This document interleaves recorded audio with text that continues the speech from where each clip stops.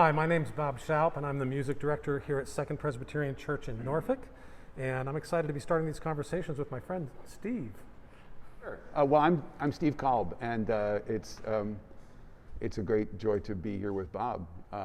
We've known each other for a good long time, and I am right now the traditional music and pianist organist at First Presbyterian Church in Hampton, where I have the privilege of working with Martha Owens, who also does the contemporary work.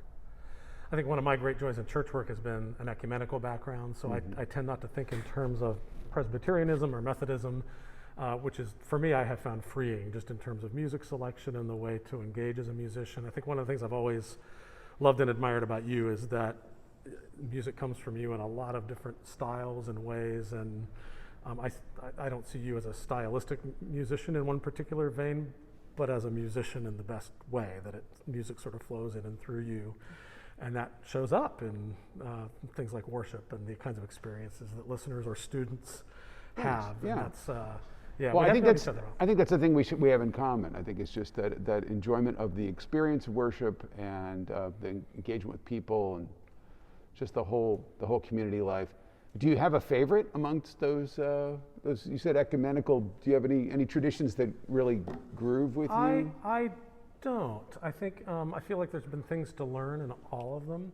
I was born in Pennsylvania and became a member of I was raised in the United Methodist Church. Went to a Roman Catholic university at Duquesne, and certainly learned from. I was in the Jesuit tradition and learned from the brothers there. A number of things that were not part of my previous experience. Served a Presbyterian church in Pittsburgh for 10 years before moving to Virginia, and then have been in the Baptist church. And yeah, it's been freeing. There's an interesting parallel for me. I was adopted as an infant, and so there's almost a freedom of identity in a way with that says, it's a strange parallel, but those have always been a parallel to me, is that, there's not a bloodline for me in my family. I'm not wholly committed to a denomination of faith. And for me, that's been freeing. It means I can pull from this tradition to enhance a worship service over here. I'm not thinking within the limits, Yes. Now, some people wouldn't care for that. I know there are a lot of music directors. For them, it's important to, what's in the Presbyterian canon or what's in the Methodist canon. For me, I have found that it just allows more possibilities in the worship experience for more people that come through the doors with whatever their experiences are to find a way in. So I love it. And I too have that kind of, although I was baptized in a Presbyterian church, so I guess that was a starting point. But then we were like an independent fundamentalist church for a number of years. Sort of the Bible church concept. Yeah. And then went off to Wheaton College, of all places, and got exposed to a lot of different traditions, and ended up at a really high Anglo-Catholic church, which I loved dearly.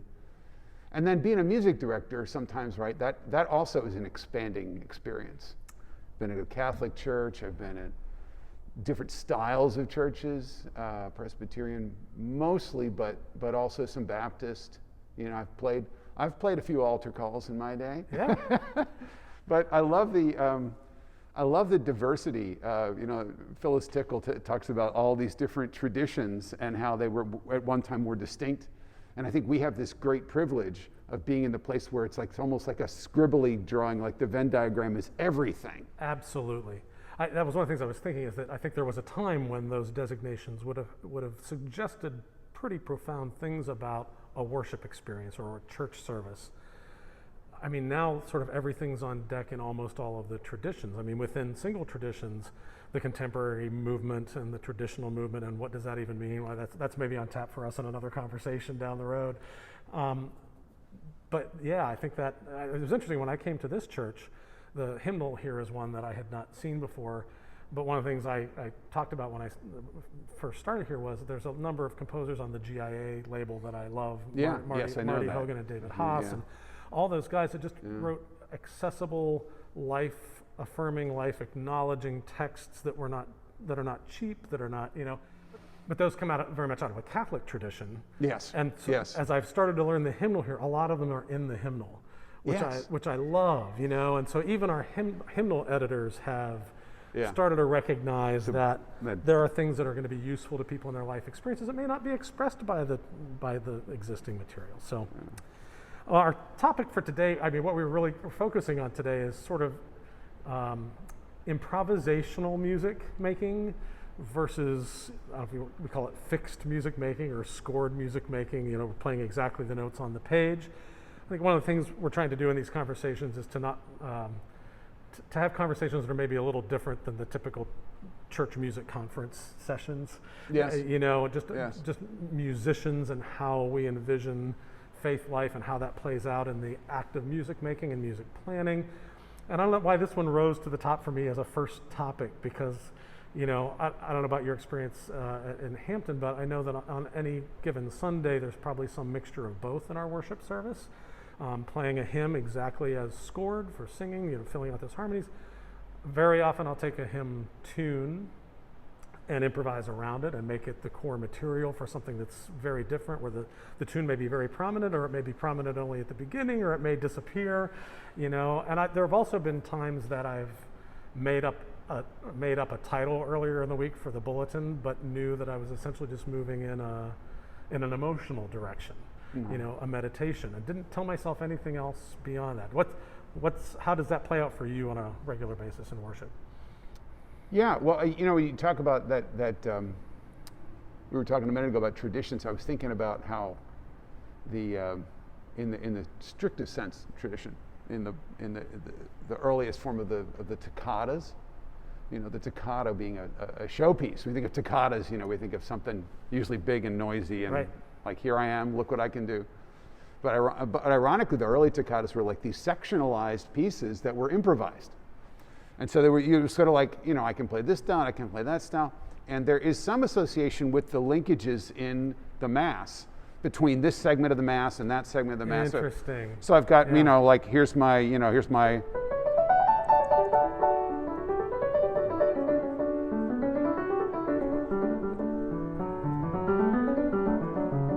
mean, that's the beginning of one of Bach's keyboard toccatas. And you could just hear that's the prelude. It's kicking in, you know? Right. But then at some point in those cathedrals, the priest has to get from one part of the cathedral to another part, right? For the reading of the gospel in the midst of the people, or to celebrate Eucharist at the table or something. And all of those segues, rather than have dead air, the organist is expected to do something, you know, fill in some gaps. Right. So these become little improvised segments, and then people started stringing them together, and they're like, hey, you know, I can play this reflective, beautiful, you know, and then I can also do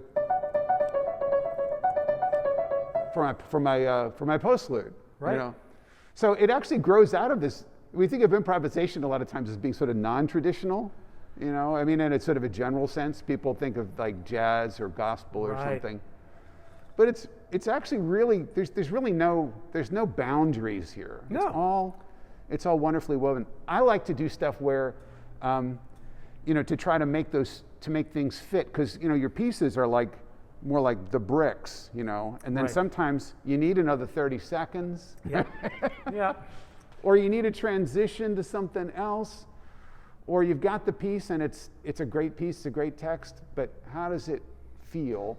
And how do you make it feel like what the text needs, or the preaching or something? Yeah. I'm just rambling here. No. Well, I think you've hit on a couple of things I find really interesting. One I had not thought about, which is absolutely reality, is that we have these things that in history were born of improvisation that then get put into fixed form, and we almost worship the fixed form as though it was on its own sacred, as exactly if it just sort of as came it out that way. Right. You know, think about even in Handel's day, you know, writing out the fixed bass and having musicians who could figure out the rhythms and the things to fit on top. Now we have scores from that era. We go, this is how it's done, you know, and we defend it to the death. We have arguments as musicians about the right way and the historical way. And what we often forget about the historical way is the historical way included flexibility. Yes. Yeah. And included well said, room. Yeah. So yeah, I think there is this. You're right. There's this merging of the two that's really beautiful, and I think can be acknowledged. As in so many things in music, we sometimes pit things against each other. You know. Sure. I was telling you before we started talking here that this last Sunday we had a piece of music that we did that had been planned. We did it basically as printed, But the moment in worship had shifted in a way that I hadn't anticipated when doing the planning for worship, that just injected a whole different kind of context and energy into the thing that we were singing. It absolutely changed how I played it. It absolutely changed how I sang it. And you could feel that happening in the room. And those for me are worship moments that I treasure, because then it's not, just the perfunctory, I chose this piece and we'll do this piece, and then if there's dead air because that's what we planned, but just the ability of the space and the people engaged to respond to the moment and to live into the thing that's happening in that service. Here's just a thought. It was when you were, because you and I play. I mean, there's no reason I necessarily should be sitting here, although you just there are many reasons you should. No, what I mean, we'll switch up on a future episode. You're awesome, and I think one of the things, it's not so much necessarily. It's not an issue of refinement of technique. It's an issue of what can be evoked. And I think you're every bit the musician, every bit the pianist, maybe much higher the musician, I think, than I am. You're very kind and I was really thinking informed. as I was driving over here how you just are so passionate about construction and assembling things, and yet also improvisatory. But I wanted to sort of take it one step away from us and ask you a question. Have you ever had your choir, because that is one of your main avenues of musical expression, is leading a choir. Have you ever asked them to improvise? Have you ever? So it's interesting. That has typically not been part of my experience until, and I'm going to shout out to my friend Liav Sofer, who is the music director of the Urban Voices Project in LA. The Norfolk Street Choir Project, with which I'm involved. We're part of a national group. We sort of founded a national organization of choirs that serve folks who have experienced homelessness. And we were meeting in Los Angeles. The Urban Voices Project works in the heart of of Skid Row. It was an overwhelming day when we spent time in Skid Row. But one of the things that happened was that they had people from the community. These are not trained singers. These are just people coming to be encouraged, who were in this room in a medical clinic.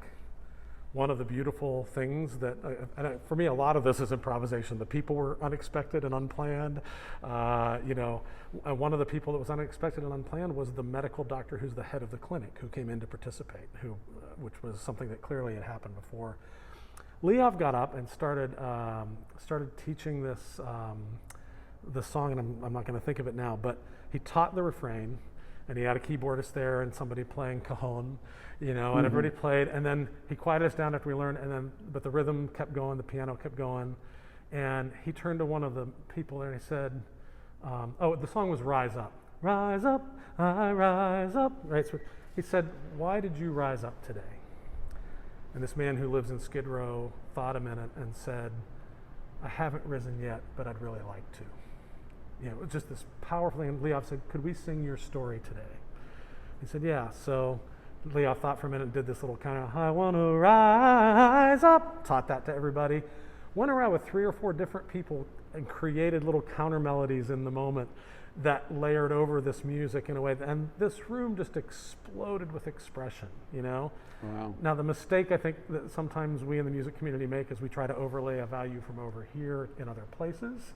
Had I tried to think about that in my symphonic mindset, yes, it would have failed every test that we apply there. In a human and purpose of music as living expression, it was one of the high experiences of my lifetime. So that brought me back, and I've done a couple things with the Norfolk Street Choir since in that way. Yeah. And we did it with an audience once, actually. We did a Billy Joel song, and we went to the audience members and asked them some of these questions, and it was a song called Everybody Has a Dream, and layered that. And that was a very new experience for me. It's a little bit intimidating. It's one thing to sit at a piano where you're in control of all the notes. It's another thing when you engage living creatures in the room. Yeah. But boy, there was a life in it, and it allowed for possibilities of engagement from the community in ways that you wouldn't normally have. What about you? Well, it's, we've had a few. Take like a traditional song. It's.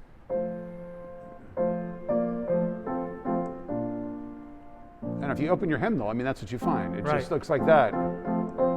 Sit right here, you know, Yeah. and then, you know, when I was at First Pres Hampton, which I think has just been a great community. I mean, it's got structure and it's got the capacity to embrace a lot of this flexibility. So it's Yeah. been a good place for me to land with that Yeah. sort of a vision. But I found that the choir members, who by and large are most comfortable if Sure. they have this and Sure. the notes are moving across the page. And I get that, because that's where I spent most of my training years Yeah. earlier, you know.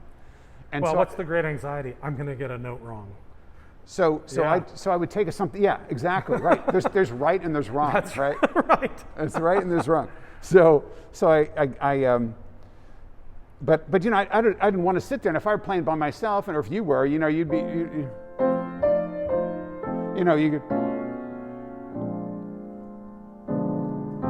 I mean, you certainly wouldn't sit here. I mean, you'd be like something. Yeah. Well, one of my favorite devices for that, because it so quickly changes mood, is to change the meter. So, like, one of the things I'll do all the time is, instead I'll have of to try that. 1, 2, and 1 and 2, 1 da da dee da dee da da, you change it to 3, and all of a sudden it changes entirely the emotional content of it. I'm gonna have to try to throw that one on.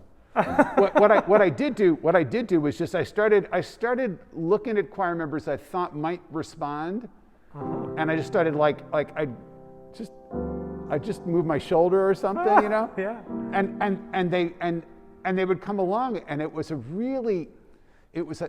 lovely moment. I mean, Yeah. it was kind of an intimate connection for me with them, right? Yep. No words were spoken, right? You know how Yep. no words were spoken, but we got this connection, and then so now they're looking at me and I'm looking at them, and that's pretty much the way we tend to do those Yeah. now. And as long as there's enough people who are willing to just take Yep. one step outside the box, Yep. and the effect for the congregation is spectacular. Yep. They feel like it feels more intimate. You're reminding me of another format that has happened, and so we've talked just now about a few different musical devices: meter, harmony. Yeah. You know, you just change the harmonic structure around it, and that's kind of what you're talking about. Orchestration is another one. So with the voice, vowels essentially give you different instrumental colors. You know, humming is different than ooh, is different than ah, is different than e, right? And so one of the things I have done with choirs, especially around things like communion, where the timing is not clear and you're kind of looking to see when everybody's had a chance to receive communion, is there may be fixed music, but nobody knows until you get to the refrain, am I singing at all? Am I singing what vowel? And there's sort of a way of then building an arc of the piece over it so that the vowels get bigger and warmer at the end, and you can actually create an orchestrated arc with voices by just giving some hand signals or giving a nod.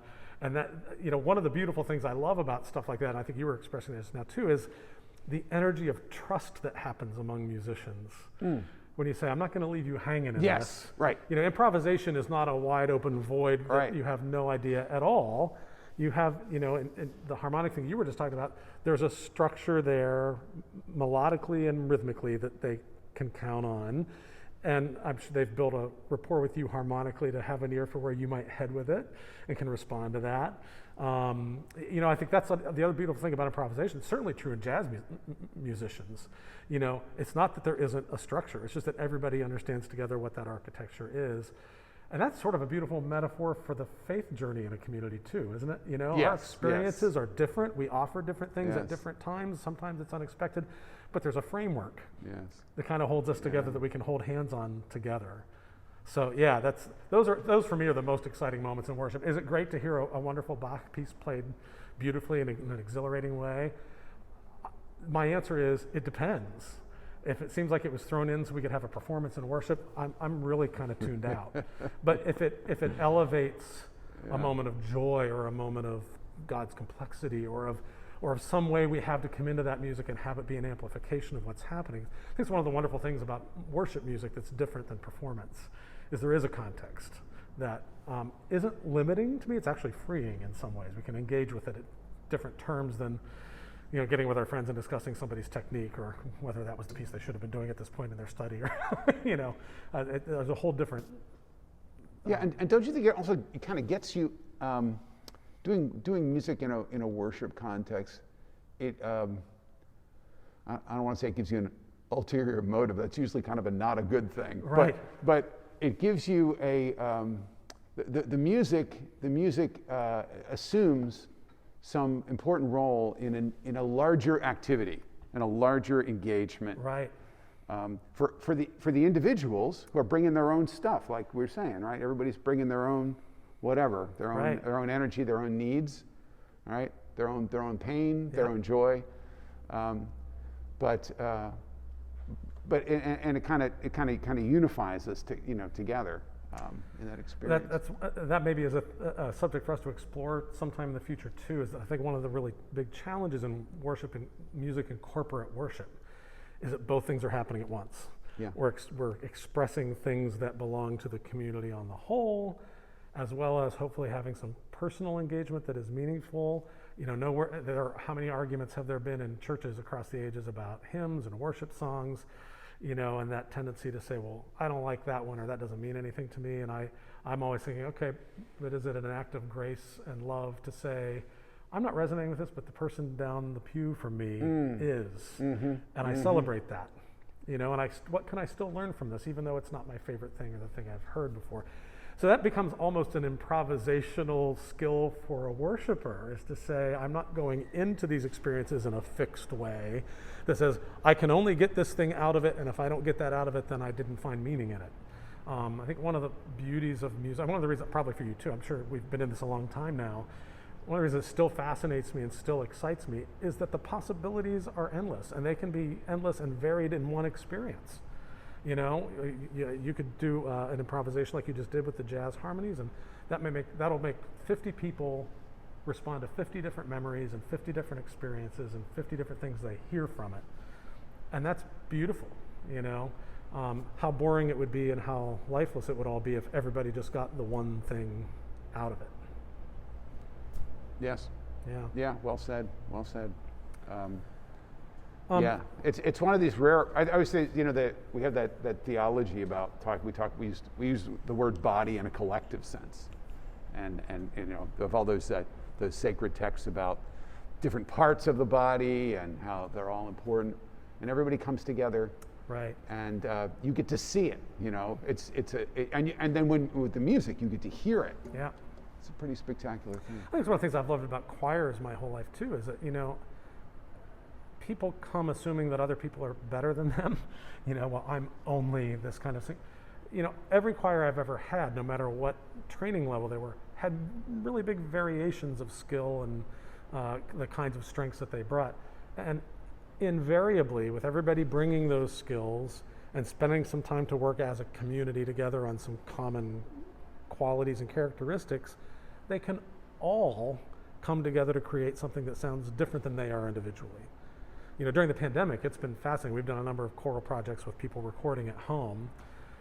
And, all my years have been in a room, playing with the sound in the room and making adjustments in the space. I'm like, how's this going to work editing at an editing bay with, 15 different cell phones, with 15 different microphones and distances and all that.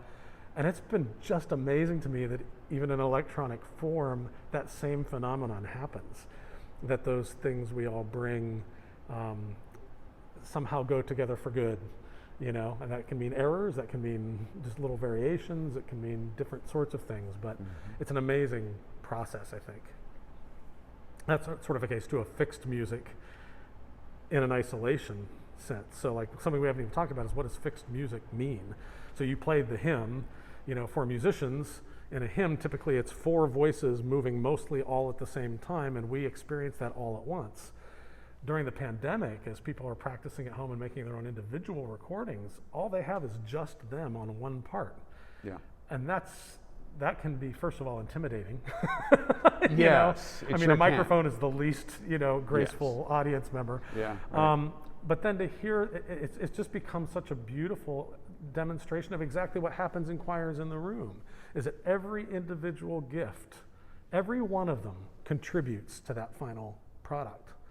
And so it's fixed, and yet now in these days people are having to go, it's not improvisation, but they're having to really adjust and bend to do it in unexpected ways, things that weren't planned.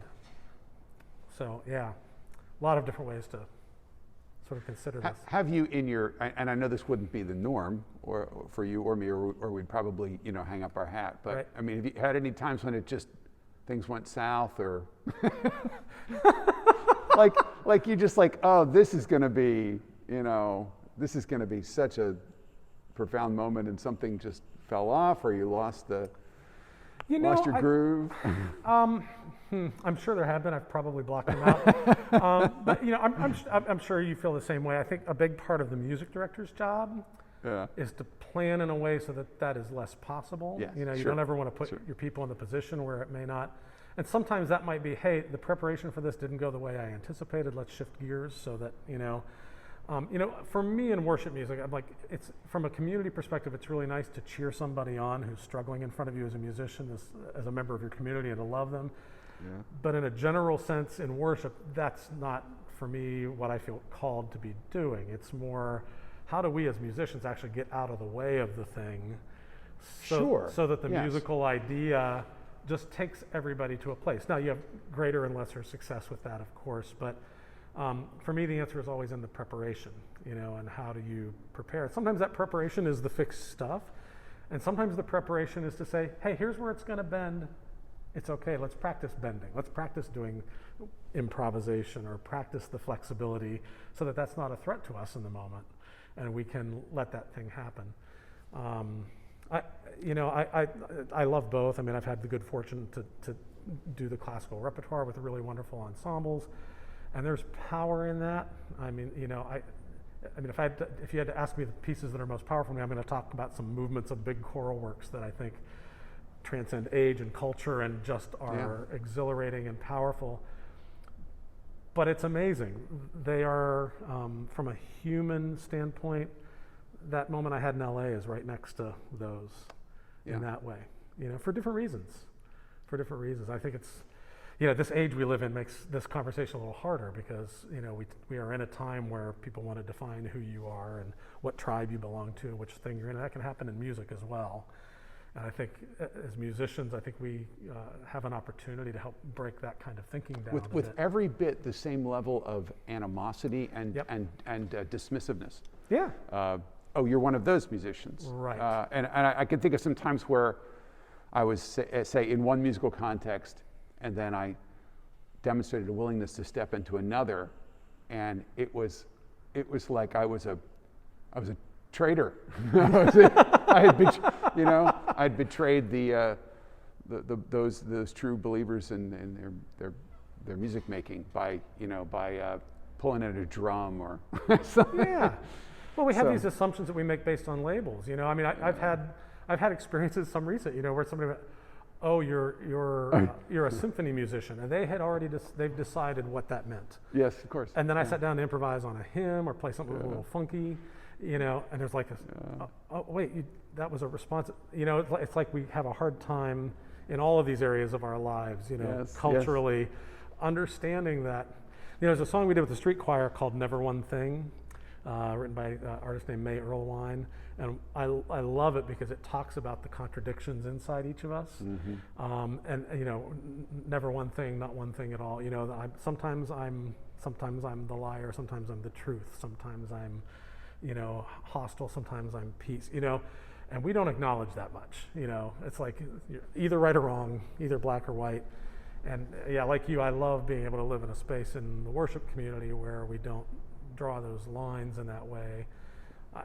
For me, I hope it's all invitation. I hope it's all invitation. I mean, that seems to me what Christ was about by example. Come. Come to the table and be open. Yeah, come weary and I'll give you rest. And so the minute we start saying, come and you do it this way or you don't belong. That's where I would hang it up. There's a church that you and I are both familiar with, which shall go unnamed, but it's not an indictment on the church at all, but I was at that point in my stay in that church, I was really doing I was traditional. I was just in the traditional side of the equation, the Bach and the Volk and the Buxtehude and all that stuff, and the hymns, and the improvisation just meant reharmonizing the final verse or something like that. Yeah. And that was where my flag had been planted because it was my job. And one day a guy came to church and just sat in the fellowship hall and just started playing and improvising. And people said, who didn't know that I did that too, you know, said you have to come hear this guy. He doesn't play like you. He plays from the heart. Wow. I Wow. was like, well, oh well. Yeah. Oh my goodness. Isn't that interesting? So I think, you talk about your assumptions. I think that we have our little boxes, just like we do with ethnicity or politics or whatever. We want to put people in places when we feel comfortable. And you and I, Mr. Shout, are like breakouts. We refuse to stay in our box. That's right, and love it. That's right. That's right. We break boxes. We punch holes in them. I think one of the ways that plays out is in the secular versus sacred terminology. Sure. Alice Parker, Yes. has talked about the fact that sacred music is a thing that doesn't exist. This set of notes and rhythms is not more sacred, right? Is not more sacred than this set of notes Right, and right, rhythms. right, We right, have this sort of practical application of music in certain places, and there have been numerous times I've had, sometimes in a formal worship service, a secular song that just exactly hit the moment of grace or compassion. Yeah. One of the most powerful expressions of Christ's life to me is the Gethsemane song from Jesus Christ Superstar. That moment where Christ is saying, take this cup from me, I don't want it to, the fully human, fully divine thing. Andrew Lloyd Webber somehow got into that thing. Now that's from a Broadway show. It's on a religious Christian topic, right, but we don't typically hear that in a worship service. Right. Or, have we had experiences in another musical environment that wasn't a church or wasn't gathered around a faith impetus where God's presence was absolutely palpable? Yeah. Chichester Psalms for me is one of the great moments that divinity is audible.